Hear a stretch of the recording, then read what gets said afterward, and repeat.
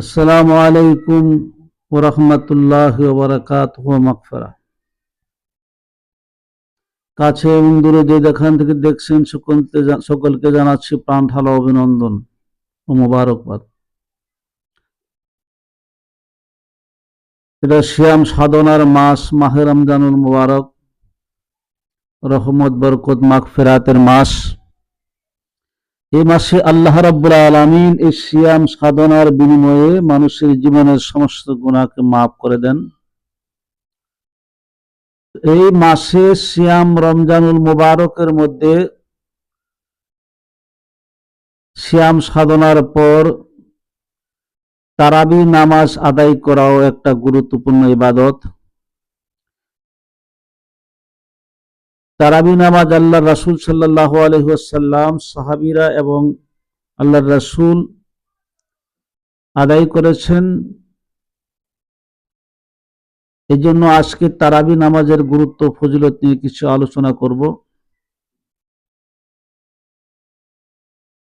মহান আল্লাহ রাব্বুল আলামিনের নিয়ামত তারাবি নামাজ। তারাবি শব্দের অর্থ বিশ্রাম নেওয়া। যেহেতু তারাবি নামাজ 4 রাকাত পরে কিছু সময় বিশ্রাম নিয়ে দোয়া পড়তে হয়, এই জন্য এটাকে তারাবি নামাজ বা বিশ্রামের নামাজ বলা হয়।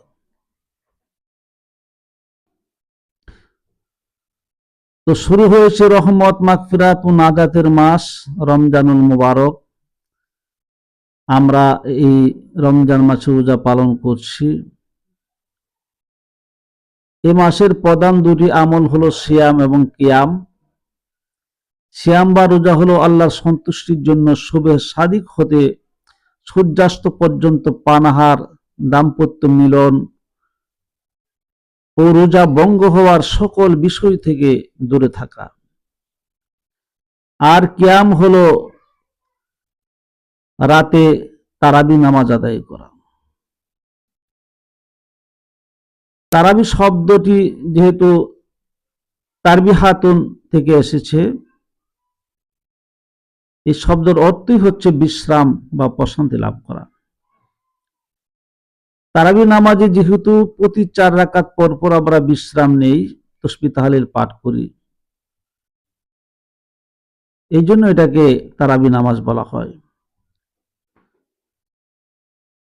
তারাবির নামাজ এশার ফরজ ও সুন্নত নামাজের পর এবং বিতির নামাজের পূর্বে আদায় করতে হয়।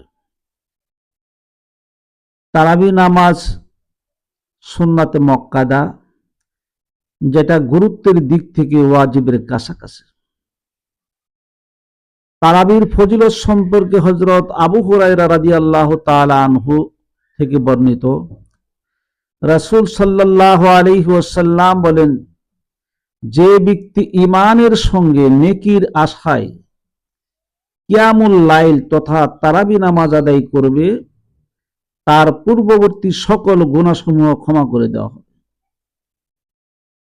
বুখারী ও মুসলিম। রাসূলুল্লাহ সাল্লাল্লাহু আলাইহি ওয়াসাল্লাম তারাবিকে কতটুকু গুরুত্ব দিয়েছেন এবং তারাবি যেন ফরজ না হয়ে যায়, সেটা আমাদের উম্মতের জন্য কষ্টসাধ্য হতে পারে বিদায় সেটা রাসূল সাল্লাল্লাহু আলাইহি ওয়াসাল্লামের একটি হাদিসে থেকে আমরা বুঝতে পারব। হযরত আয়েশা রাদিয়াল্লাহু তাআলা আনহু বলেন, রাসূলুল্লাহ সাল্লাল্লাহু আলাইহি ওয়াসাল্লাম একবার রমজান মাসে রাত্রি বেলায় মসজিদে নববীর মধ্যে তারাবি নামাজ আদায় করলেন। উপস্থিত লোকজনও তার সঙ্গে নামাজ আদায় করলেন।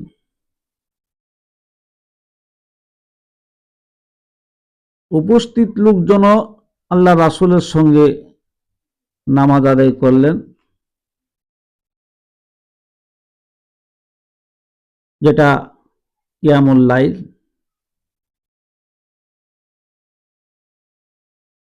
তো যখন নামাজ আদায় করার পর অতঃপর দ্বিতীয় দিনও আল্লাহ রাসূল সাল্লাল্লাহু আলাইহি ওয়াসাল্লাম নামাজ আদায় করলেন এবং লোকজন অনেক বেশি হলো। তৃতীয় চতুর্থ দিনেও মানুষ একত্রিত হলো, কিন্তু রাসূলুল্লাহ সাল্লাল্লাহু আলাইহি ওয়াসাল্লাম হুজরা থেকে বেরিয়ে তাদের কাছে এলেন না। চতুর্থ দিন আল্লাহ রাসূল তাদের সামনে আসতে চাইলেন না। সাহাবীরা আশ্চর্য হলো যে আজকে আল্লাহ রাসূল আমাদের সঙ্গে নামাজে আসলেন না। এই নিয়ে কিছু কৌতূহল তাদের মধ্যে ছিল।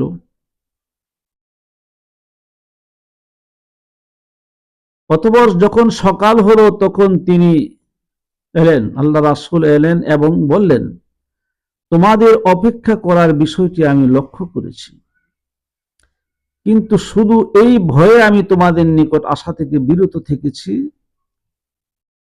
যে আমার আশঙ্কা হচ্ছিল না জানি তোমাদের উপর এই তারাবি নামাজকে আল্লাহ রাব্বুল আলামিন ফরজ করে দেয়। বুখারী।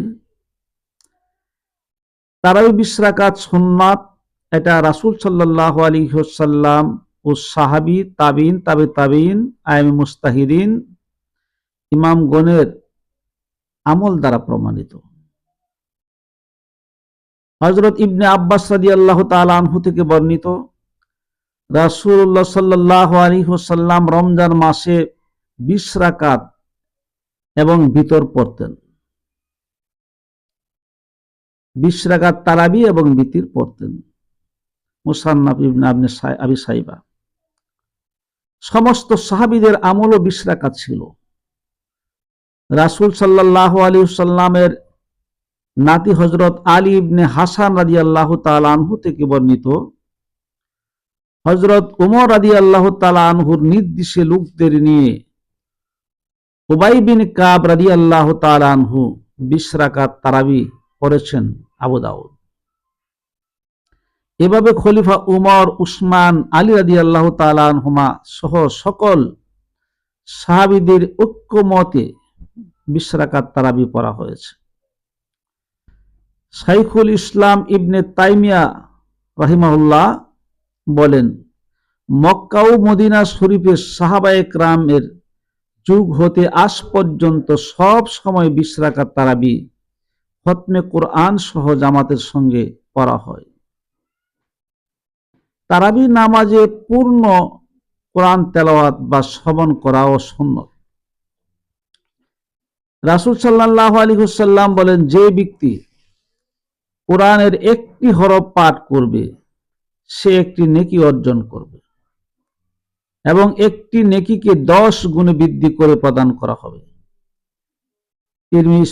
তিরমিজি শরীফের হাদিস। কোরআনে কারীম তেলাওয়াতের মতো শুনলে একই রকম সওয়াব।